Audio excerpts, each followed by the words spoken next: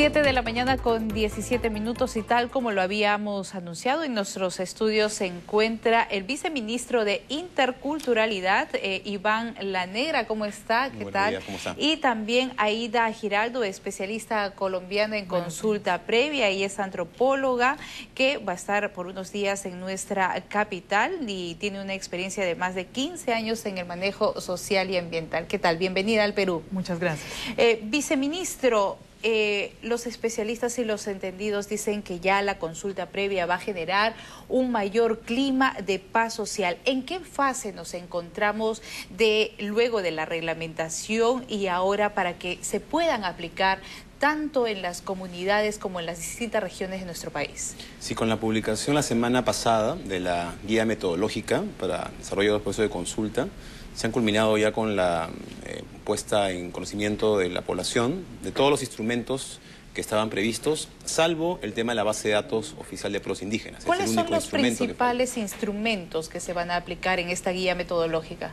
La guía lo que hace es explicar de una manera muy sencilla cuáles son los pasos que debe seguirse para llevar a cabo un proceso de consulta. Desde la etapa de identificación de los pueblos indígenas y los derechos colectivos que pudieran verse afectados como consecuencia de una medida del Estado, pasando por la etapa preparatoria del proceso de consulta, hasta las etapas de publicidad, información, evaluación y decisión, que son como el corazón del proceso, en el cual el Estado y los pueblos indígenas discuten sobre cuál es el contenido de la medida que es objeto de consulta, para finalmente, en la última etapa, el Estado debe tomar una decisión al respecto. Una decisión que debe incluir los acuerdos que se hubieran adoptado durante el proceso de consulta, así como también respetar los derechos colectivos que están defendidos y protegidos por la Constitución peruana, así como otras obligaciones que el Estado ha asumido en materia internacional respecto a los pueblos indígenas. Todo ese conjunto de procesos, todo ese proceso es explicado en la guía y se indica una serie de elementos de apoyo para que los funcionarios públicos puedan llevar a cabo estos procesos de una manera adecuada. Recordemos a nuestros amigos televidentes que la ley de consulta previa es buscar adoptar medidas que resulten necesarias para garantizar los derechos colectivos de los pueblos indígenas, así como respeten la vida, la integridad y el pleno desarrollo, promoviendo y mejorando su calidad de vida. Señora Aida, desde su perspectiva y desde su experiencia en Colombia, la aplicación de la ley de consulta previa, ¿cómo ha sido recogida por las comunidades indígenas? Bueno, lo primero que hay que entender es que es una ley muy importante. Es una ley que, como decía el viceministro, lo que busca es pacificar de alguna manera las relaciones que existen entre Estado, empresas y comunidades, porque define unos ámbitos en los cuales las comunidades pueden participar en la toma de decisiones, pero es una participación de una toma de decisiones informada, por supuesto, y con fundamentos, de tal manera que las afectaciones que se han venido presentando por diversos proyectos, ya sea hidrocarburíferos, minas, vías, y que han venido ocasionando problemas culturales y sociales a estos pueblos, pues puedan ser dialogados antes de iniciar el proyecto, de tal manera que se tomen medidas ex ante para que pueda ser resuelto, de tal manera que la aplicación de la consulta previa en los últimos 15 años en Colombia ha sido determinante para poder sacar adelante y para poder construir diálogos adecuados en torno a cómo se desarrollan proyectos. Por supuesto, la protección de los grupos étnicos, su integridad social, cultural y económica es lo que está en juego aquí en el tema de consulta. Hay quienes, viceministro, aseguran una especie de pesimismo al argumentar que la consulta previa podría retraer las inversiones. ¿Usted qué opina sobre quienes afirman esto? A ver, la primera cuestión es que estamos frente a una herramienta nueva en el caso del Perú. La ley, como recordará, se dictó en septiembre del año 2011, el reglamento acaba de cumplir un año de vigencia y en realidad ya hemos avanzado bastante con todas las herramientas de implementación de este proceso de consulta. Entonces es una herramienta recién en proceso, en inicio. Por lo tanto es muy prematuro hacer algún juicio sobre esa materia. Pero por otro lado, la experiencia de otros países, Colombia es un ejemplo, demuestra que en realidad el proceso de consulta, una vez ya implementado, un proceso ya en marcha, lo que genera más bien son condiciones de sostenibilidad de las inversiones en el mediano y largo plazo, que son beneficiosas para las propias empresas, pero en particular para los ciudadanos en general, que tienen por un lado inversiones de mejor calidad, pero también tienen una posibilidad mayor de que ellas respondan de una manera más efectiva a las preocupaciones que tienen, lo cual también puede contribuir desde luego a una reducción de los conflictos sociales, a un mejor manejo de las tensiones que pueden haber naturalmente en procesos que a veces pueden ser muy complejos, como un proyecto de inversión de gran escala, y que sin duda permitirán que el Estado pueda continuar atrayendo inversiones, pero siempre de una calidad que respete el ambiente, respete los temas sociales, respete a los pueblos indígenas. ¿Y cómo será, viceministro, cuál será el filtro específico para determinar cuál puede proceder con la demanda de la consulta previa? Porque me imagino que no cualquier demanda de los pueblos indígenas que está en cuestión será admitida. ¿Y quién será el ente que regulará específicamente esta solicitud? A ver, son varios temas, ¿no? En primer lugar, la responsabilidad de hacer las consultas, en el caso de la ley peruana, corresponde a cada uno de los ministerios, gobiernos regionales, que tuvieran a su cargo, que fuera una competencia suya, el aprobar una medida legislativa o una medida administrativa. Inclusive el Congreso tiene como responsabilidad hacer la consulta de las leyes, en el caso de normas que pudieran afectar los derechos colectivos de los pueblos indígenas. Entonces, en primer lugar, es la entidad responsable, la entidad que va a dictar la medida. En segundo lugar, es muy importante el tema de la identificación de los derechos colectivos que pudieran verse afectados. Y eso es una tarea también que corresponde en principio a los sectores, pero en ese caso corresponde al Ministerio de Cultura, a través del viceministerio que dirijo, el apoyar, el brindar la información necesaria para que ayude a la identificación de los derechos colectivos y se ayude también al proceso mismo, para su buen diseño, que sea de una manera adecuada. Y uno de los temas claves que siempre ha generado mucha preocupación, y por eso tanta insistencia en el tema de la base de datos, es el tema de la identificación de estos derechos colectivos de los pueblos indígenas. ¿Cuáles son? Entonces, es muy importante que nosotros, que ya se ha señalado, ¿no?, que nosotros hemos identificado, en la guía metodológica se menciona la presencia de 52 pueblos indígenas, 48 de origen amazónico y otros 4 de origen andino. Y estos pueblos indígenas en la Amazonía y en otras zonas del país son pueblos que tienen derechos colectivos que el Estado reconoce y que tiene que proteger. Sin embargo, lo que sí hay que señalar con mucha claridad es que a los pueblos indígenas no se les crea por decreto ni se los desaparece por decreto. Son una realidad objetiva y que por lo tanto lo que le tiene que hacer el Estado es, como es obligación, reconocer estos derechos. Pero es un proceso que requiere, desde luego, tener la información, toda la información disponible que en ese momento cuenta el Estado. Nosotros ya contamos con toda esa información, aunque no podemos todavía publicar la base de datos por un tema legal que ha ocurrido respecto a una demanda que se ha presentado. Eso no impide avanzar con el proceso de consulta. Y hay un compromiso efectivo de los sectores de avanzar con el tema de consulta en cada una de sus áreas, y también nosotros vamos a colaborar con ellos en el proceso de identificación de las medidas que pudieran ser objeto de consulta. Señora Aida, por ejemplo, aquí en el Perú hubo pasajes muy lamentables, muy sonados, que fueron demandas que se realizaron en distintas zonas del país, como Bagua y Moquegua, donde lamentablemente hubo enfrentamientos entre las policías por cuestiones, pues, de inversión. En el ejemplo colombiano, ¿cómo hicieron para llegar a un acuerdo entre las comunidades indígenas, la empresa y el Estado? Porque es inversión para todos, que generará, pues, divisas para todos. Precisamente parte de lo que he venido a trabajar con la Universidad Católica Sede Sapiense en el primer diplomado de gestión internacional de gestión de la consulta previa, vamos a tratar de tocar esos temas muy en detalle. No solamente la experiencia colombiana, sino también la experiencia en México, la experiencia en Argentina, bueno, en otra serie de países con respecto a la aplicación de estas normas.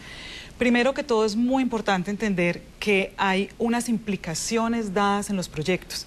Los proyectos no llegan y se insertan en las regiones simplemente y no pasa nada, o generan simplemente desarrollo. También traen muchísimos conflictos y sobre todo cambian las condiciones sociales y culturales de los pueblos, de los pueblos indígenas y originarios. Entonces las empresas van a tener que hacer un estudio de factibilidad más a conciencia para no afectar el entorno. Es tan importante como que el punto central de la consulta previa son los estudios de manejo, los planes de manejo y las medidas que se van a imponer, digamos, para resolverlas.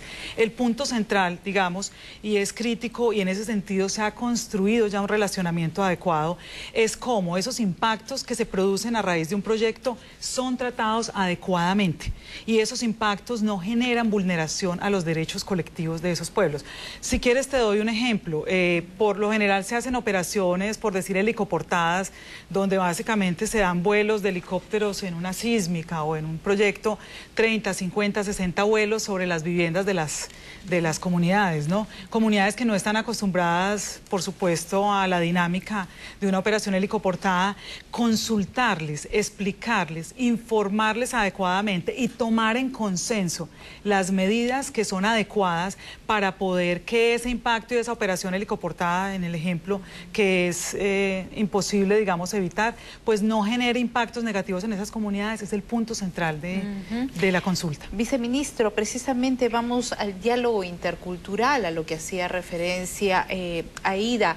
¿Cómo hacer para que ese diálogo sea fluido y las partes no se vean enfrascadas en un conflicto y un diálogo que no tiene, como se dice, para soltar el nudo, ¿no? O sea, no se entrampe en el diálogo. Sí, hay condiciones de carácter, digamos, de apoyo técnico, de apoyo metodológico al proceso, y también hay un conjunto de principios que se espera que las partes respeten en el proceso.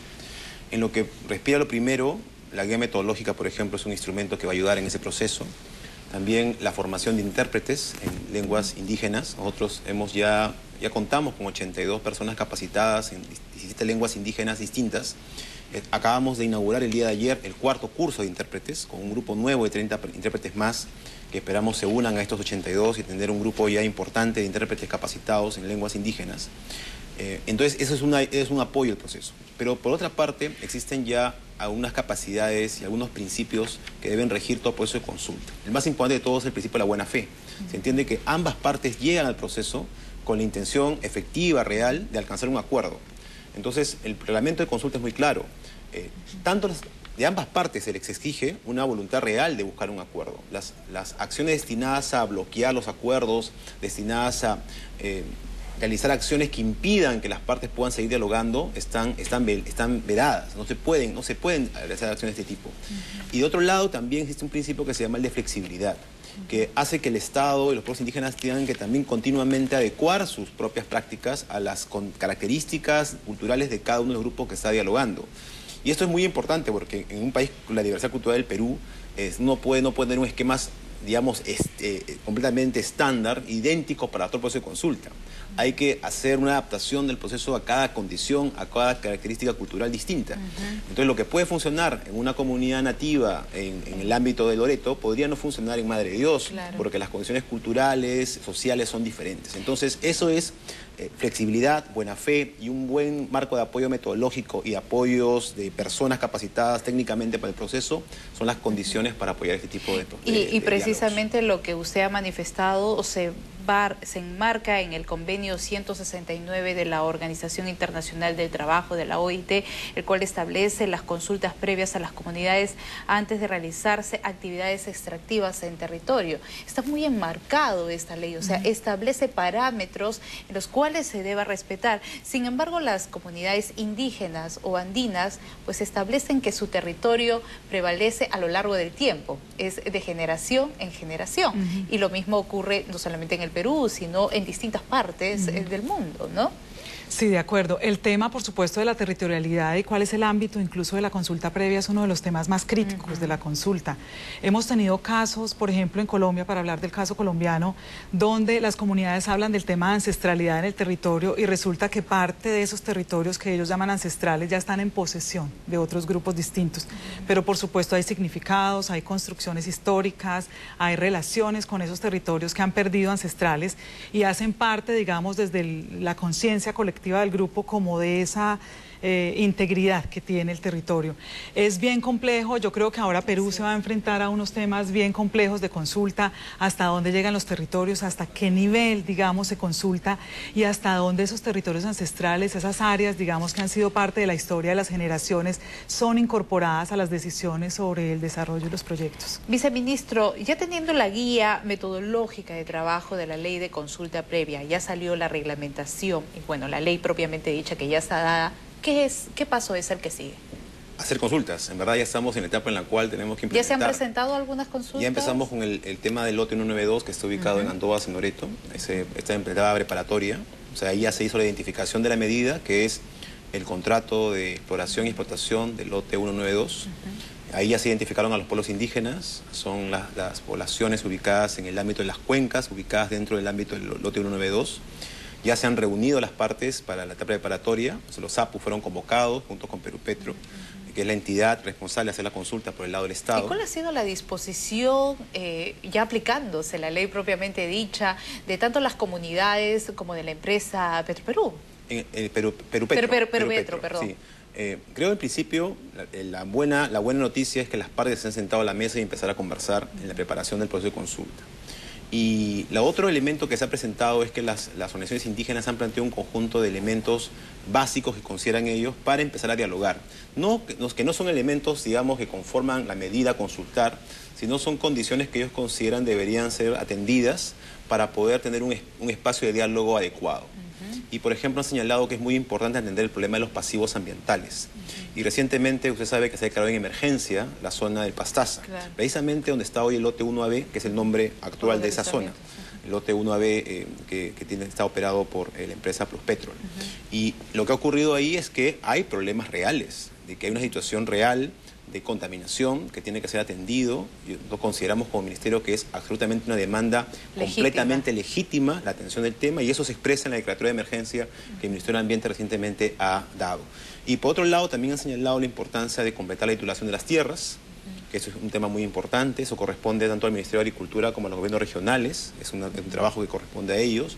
Y también ese es un tema que se ha considerado, la importancia de poder tener algún tipo de acuerdo respecto a lo que va a ser en el futuro la legislación. Esto ya tiene que ver ya ahora sí con el contenido de la medida, es decir, cómo yo me voy a beneficiar en el largo plazo de los beneficios que se obtienen como consecuencia de la explotación petrolera. Y yo creo que ahí está el centro del tema.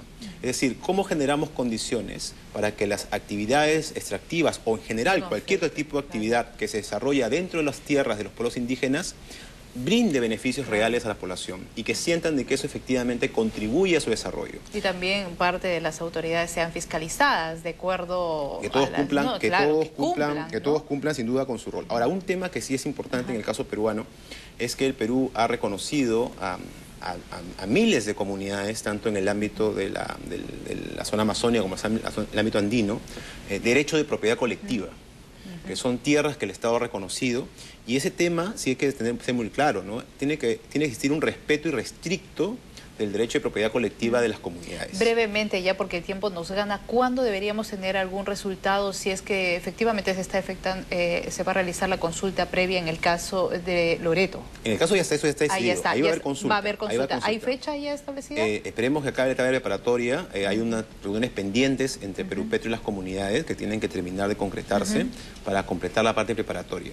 Y también, como digo, hay que atender esos temas que han sido demandados por las comunidades, hay que atenderlos. Pero también tenemos otros temas. ¿Podríamos hablar de 1 o 2 meses probablemente? Sí, aproximadamente. Pero otros temas que tenemos en consulta también tenemos el reglamento de ley forestal, tenemos el reglamento de ley de lenguas originarias, tenemos el plan de salud intercultural, tenemos áreas de conservación regional que van a ser consultadas. Hay muchos proyectos temas que vienen, porque el tema de consulta además no es solo para actividades extractivas. No, es un proceso mucho más amplio que involucra amplias áreas de acción del Estado. Es parte de la responsabilidad social, no solamente de las empresas, del Estado y de lo que nos conlleva a las comunidades que, como bien dice, son parte de su territorio y ancestralmente las creen suyas. Muchas gracias. Y solamente quisiera terminar diciendo que efectivamente la experiencia de Colombia ha sido muy importante para la preparación de muchas de las normas que hemos desarrollado. Creo que es una experiencia muy valiosa que nos ha dado lecciones importantes que hemos sin duda tomado en cuenta. Muchísimas gracias por la presencia de ambos. Estuvo con nosotros Aida Giraldo, especialista colombiana en temas de consulta previa, y el viceministro de Interculturalidad, Iván La Negra. Gracias por su presencia a ambos.